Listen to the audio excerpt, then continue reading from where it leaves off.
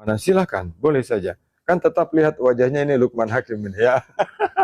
Baik. Bulan terang, terang bulan, bulan terang, terang bulan, buaya timbul. Nah, Ku sahabat, sangka buaya pada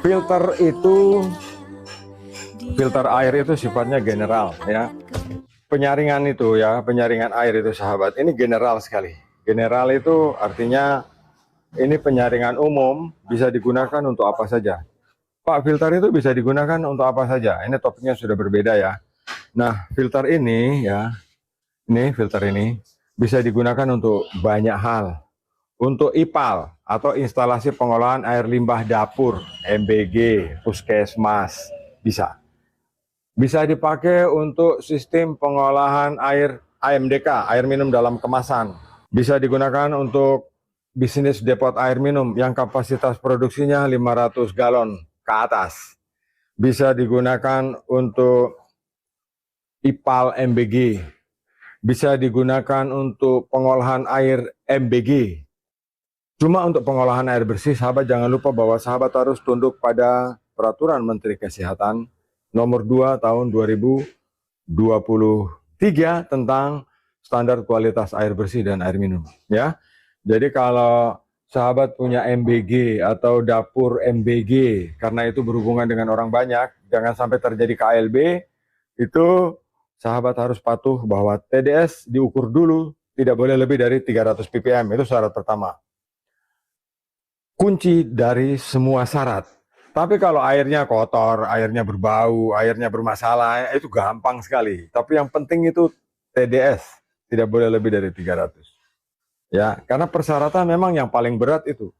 TDS tidak boleh lebih dari 300. Nah, kemudian jangan menggunakan mangan. Untuk lihat di beberapa postingan, mereka pakai pasir, 1 tangki, mangan, 1 tangki, kemudian karbon 1 tangki. Mangan tidak boleh dipakai. Kalau untuk kebutuhan air minum sahabat pakai mangan ya. Nah, ini saya punya cerita ini begini. Kemarin itu saya ada tamu ya, ada tamu dari jauh ya, di luar pulau lah ya. Datang ke sini ke tempat saya. Mereka bertanya tentang mereka punya air kemasan ini ya.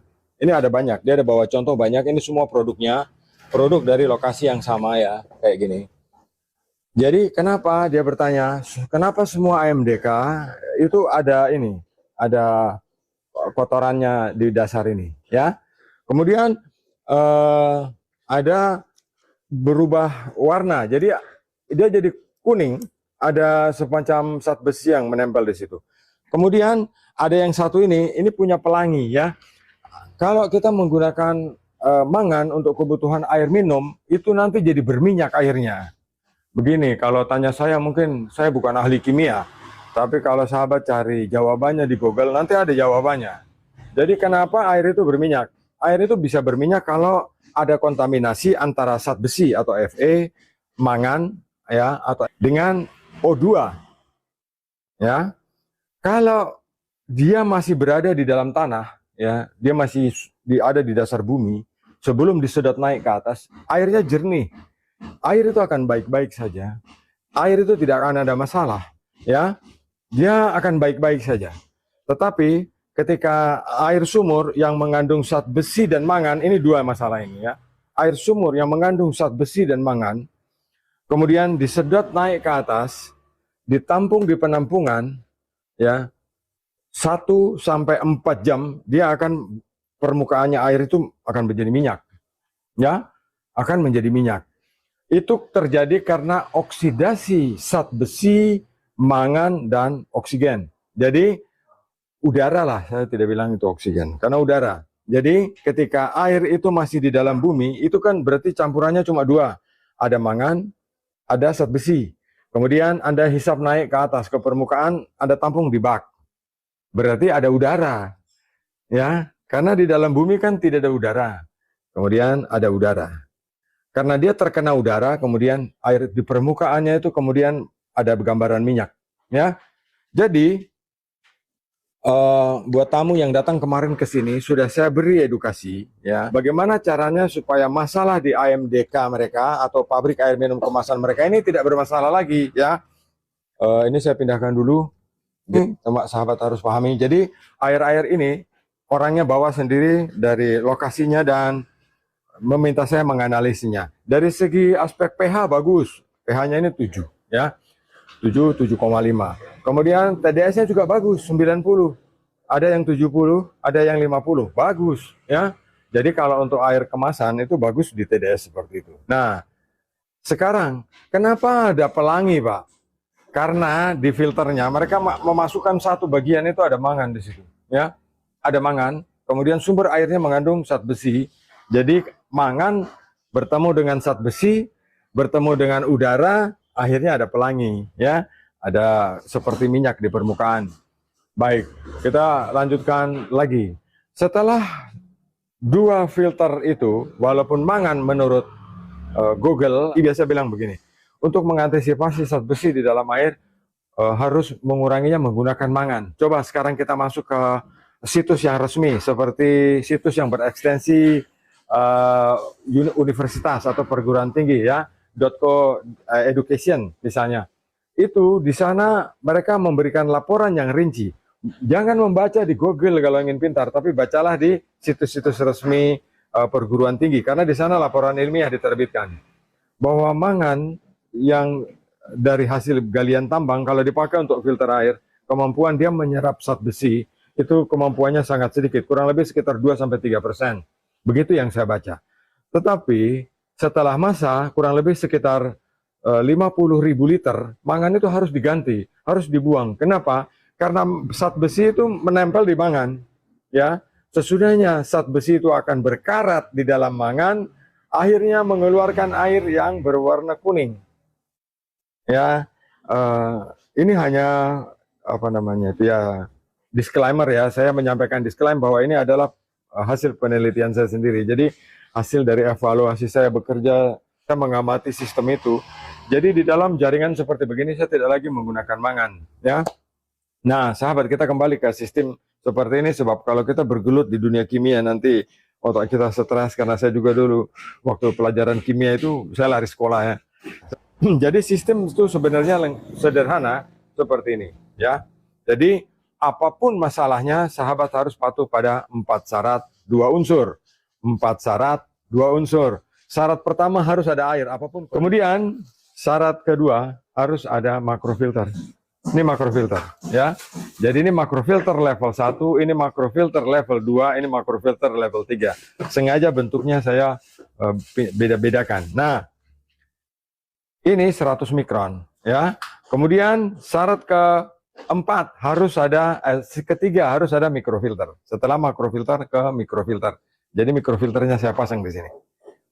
Kemudian syarat keempat harus ada ultrafilter. 4 syarat sudah saya sebut. Ya. Nah, dua unsur nih. Kalau airnya berbau harus dipasangi karbon. Berarti posisi karbon tidak di sini, ya. Saya ingin sekali sahabat pahami ini. Berarti posisi karbon tidak di sini. Ya, tidak di sini. Karena 4 syarat itu ada air, ada makrofilter, ada mikrofilter, ada ultrafilter. Berarti dia terpasangnya di sini, ya. Kemudian dua unsurnya, kalau airnya berbau, hasil dari penyaringan ini berbau, berarti dikasih arang. Berarti posisi arang ada di mana? Sahabat tahu sendiri, ya. Kalau airnya mengandung bakteri, kita harus pasang klorin, ya. Karena klorin itu jalur paling murah untuk mensterilisasi air. Klorin itu membunuh bakteri, membunuh total coliform. Sahabat jangan lupa itu, ya. Total coliform atau bakteri yang bersumber dari dalam tanah, karena tanah itu punya dengan seizin Allah dia itu mensterilkan, mensucikan air hujan turun dari langit, mengantarkan bibit penyakit, bakteri, bangkai, tai, kotoran semua diantarkan ke dalam tanah untuk disucikan di sana. tapi dia belum sempat suci, Anda sudah sedot naik ke permukaan. Jadi bakterinya tetap ikut seperti itu ya. Nah, klorin paling murah. Kalau sahabat pakai ozon per miligram berapa? Ya. Kalau sahabat pakai ultraviolet yang benar-benar ultraviolet ya, yang bukan abal-abal, harganya berapa? Itu yang kita harus berpikir. Klorin itu paling murah. Satu tablet harganya cuma 30.000 per satu tablet 200 mg. Murah. Jadi sahabat, ini sistem modern. Jadi saya tempatkan di ujung ini modern, ya, di awal modern, di akhir modern. Jadi ini isinya di sini 1 pasir silika dengan mesh 18. Yang di sebelah sini pasir silika dengan mesh 36. Jadi berbeda, sama-sama pasir silika. Tidak ada arang di sini karena sesuai dengan statement saya, sesuai dengan hasil penelitian saya, sesuai dengan kesimpulan dari suatu proses hasil penelitian bahwa saya membuat statement secara umum dalam sistem pengolahan air apapun, air itu harus tunduk pada 4 syarat 2 unsur, ya. 4 syarat 2 unsur. Syarat pertama harus ada air atau cairan apapun kondisinya. Syarat kedua harus ada makrofilter. Syarat ketiga harus ada mikrofilter. Syarat keempat wajib kita menggunakan ultrafilter. Ini 4 syarat. Jadi tidak ada arang di sini, ya. Tidak ada arang. Jadi tadi saya bilang ini makrofilter 100 mikron. Ini saya gunakan pasir 18 mesh 18. Ini mesh 120, mesh 18, mesh 36, kemudian ke mikrofilter 1 mikron, ya. Nah, seperti itu, sahabat. Jadi di sini tidak ada arang karena 4 syaratnya tidak memberikan kontribusi arang dalam sistem ini. Nah, ya, 2 unsurnya adalah jika airnya berbau, kita kasih arang. Jadi arang itu di bagian akhir, ya, arang. Kalau airnya mengandung bakteri, kita beri klorin, ya. Begitu caranya.